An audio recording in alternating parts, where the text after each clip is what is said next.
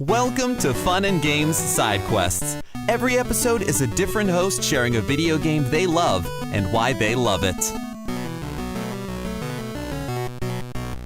Hello, and welcome to Side Quest, part of the Fun and Games podcast.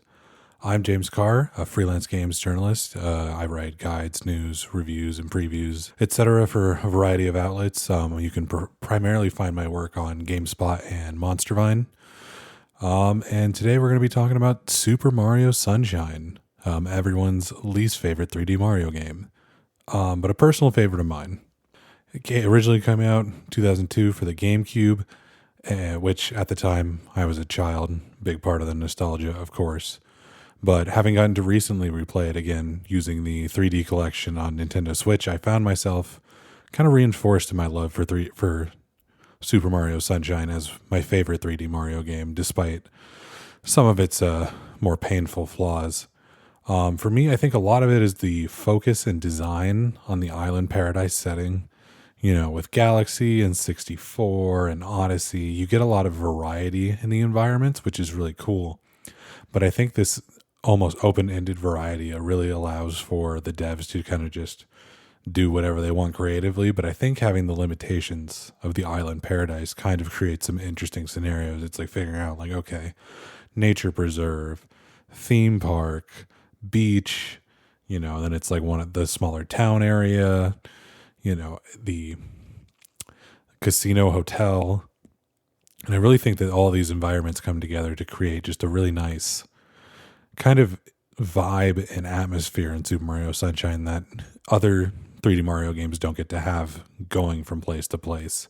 You know, even if 64 is in Princess Peach's castle, it's like the environments don't all feel that connected. I also really like the flood because, again, it's a more focused thing. It's like, what can you do with this tool that has 3 different nozzles? It sprays water, you can jump with it, etc. You know, something like Cappy is so much more open-ended. It's like, oh, dinosaur, whatever. But I think trying to figure out different ways to use the flood, like firing the rockets on the roller coaster or cleaning up the ghost squids outside the hotel. It's, you know, the variety in which Mario really explores these different areas kind of really has this just charm to it that's hard to replicate when every level is different, right? The music helps with that a lot. The Delfino Island Plaza theme is kind of iconic, the way it's played and its island vibe, you know, and I really just find that a lot of it is about living in this world. I grew up in Southern Arizona, you know, so playing this game as a kid, it's like, I don't even know if I'd been to a beach before, let alone an island of any type.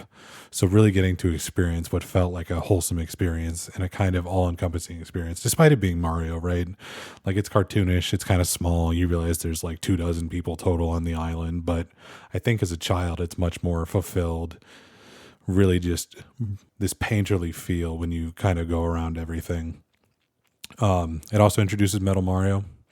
The Metal Mario is sick.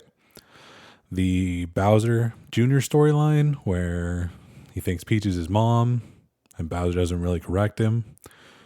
Kind of strange to think about now, if I'm going to be honest. It's a little more odd than I perhaps thought about as a child, but I just think the Metal Mario design is sick.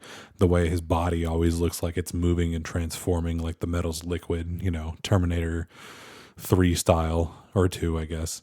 And just a lot of that, you know, really creates for just such a fun villain, because even in the other ones where it's Bowser doing, you know, whatever, he's got his spaceship, like this one's almost a Bowser Jr. show, and like, you know, Bowser is there, he's still the final boss, but you get a lot more of a different villain. And a lot of dialogue, which is very odd for Mario games. They talk a lot, you know, Peach especially. Which also brings me to another part of this, which is just the story of this, which is not Peach has been kidnapped, although we do get there. It's much more the Mario being framed for graffiti and him being sentenced to jail and community service, which is just like GameCube era Nintendo really just had something going on when it came to designing stories and whatnot. They really weren't afraid to get weird and get wild with it. And I think having just like the graffiti posters everywhere of the Mustache Man and that feeding into the Metal Mario reveal where it's like, okay, why does this guy look like Mario? I think I also really like the way the levels are set out. There's a lot of standard examples of not great level design. I think everyone who's ever played is familiar with the pachinko machine level. But I think the main areas, especially the theme park and the town area and the hotel are three of my favorites, because I really just like the way those levels are laid out and how all the atmosphere kind of feeds into the gameplay. The hotel especially, because they do such a good job. Not only is it like, yeah, it's a hotel and a casino, but it has this kind of atmosphere to it where it like feeds into the spookiness that comes with the ghosts being there.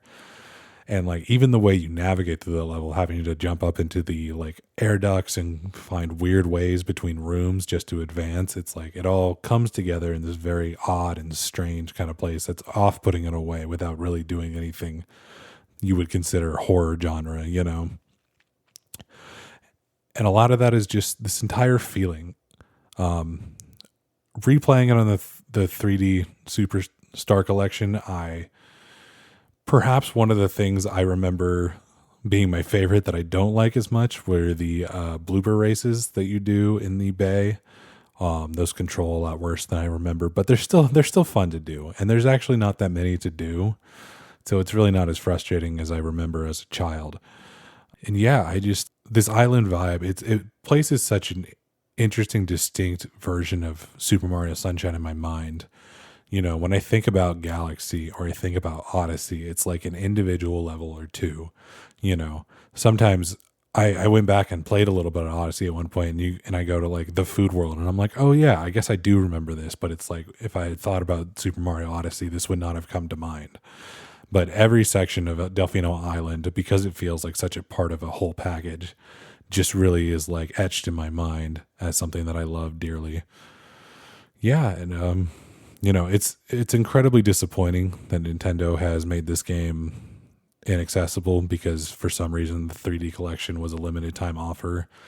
I took a quick look at some listings prior to this, and it's like you could get a copy for like $100, which is a steep price despite it being three of the greatest 3D platformers ever made in one package. But it's unfortunate that Nintendo has not only made this game hard to play, but Galaxy as well, and many, many other games as well. But if you do have access to the game on a Switch, or any other way to play it, I think it's just a fantastic time, and you really should give it a shot and check it out. Yeah, and that's why I love Super Mario Sunshine. If you are interested in any of my work, you can follow me at James the Carr on Blue Sky or Twitter. There I'll share my favorite pieces I've written in a week. Not everything, you write too many guides to share every single one, hoping people will read it, but I share some of my favorite pieces there. Thank you to the Fun and Games podcast for letting me talk about Super Mario Sunshine, just one of my favorite games of all time, and happy gaming. Do you feel like you're the only person in your circle who wants to go deep about video games regularly? We were like that too, until now. Welcome to Crossplay Conversations, the brand new bi-weekly topical video game podcast from Luke Lewis, Joseph Hooper, and Jacob McCoy. With many years of breaking it down separately on shows like the Left Behind Game Club, Player Podcast, and Lukewarm Games, the gang is finally coming together to publish their gaming group chat in audio form every other week. Expect roundtable reviews of the latest games, profiles of upcoming indies, and insightful conversations about essential topics in the video game industry. All with a mostly positive, insightful, and fun style. Crossplay Conversations debuts on August 1st with brand new episodes hitting every other Tuesday.